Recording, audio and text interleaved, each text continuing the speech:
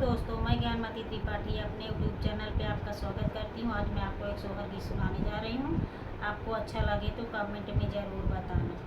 अंगनाई बैठे बीरान भैया बहिनिया राजे कर बहिनी राजे कर हो भैया नहीं मोरे गोदी माललनामा नहीं सिर साहेब हो भैया इतनी बड़ी है उमरिया कैसे बीती है उमरिया कैसे बीती है हो।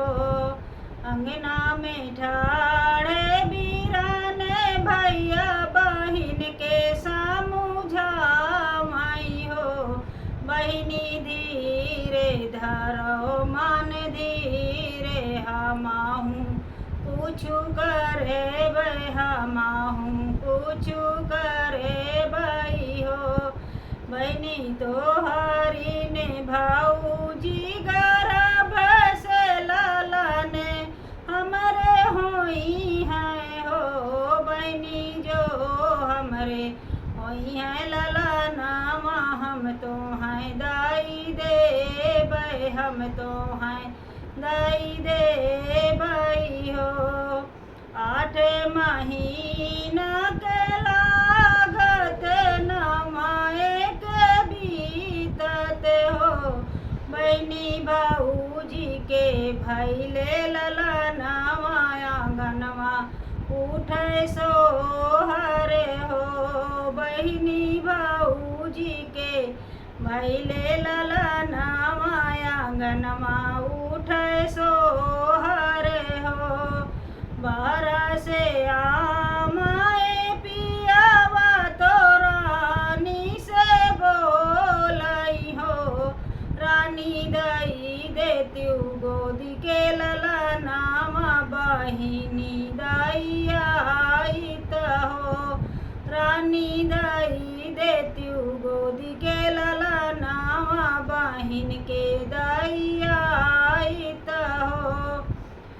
बीते द छठिया बरहिया तबाए दैया हो राजा बीते द छठिया बरहिया त फिर दैया हो छठिया के बीतल बरहिया तो राजा फिर बोलई हो रानी देई देती अपना ललनावा बहिन के दैया आइत हो रानी दई देती अपना ललनावा बहिन के दैया आइत हो।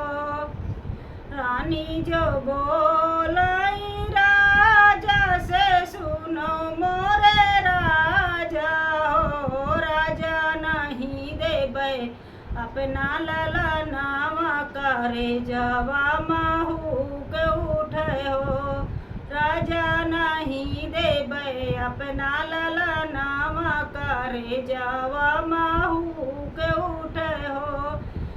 इतनी बचाने सुनी राजा तो रानी से बोलई हो रानी जो नहीं दे बुललनावा जोगिया बन जाबे के हिया देखे रही बियू हो रानी जो नहीं दे बुललनावा जोगिया बन जाबे के हिया देखी रही बियू हो।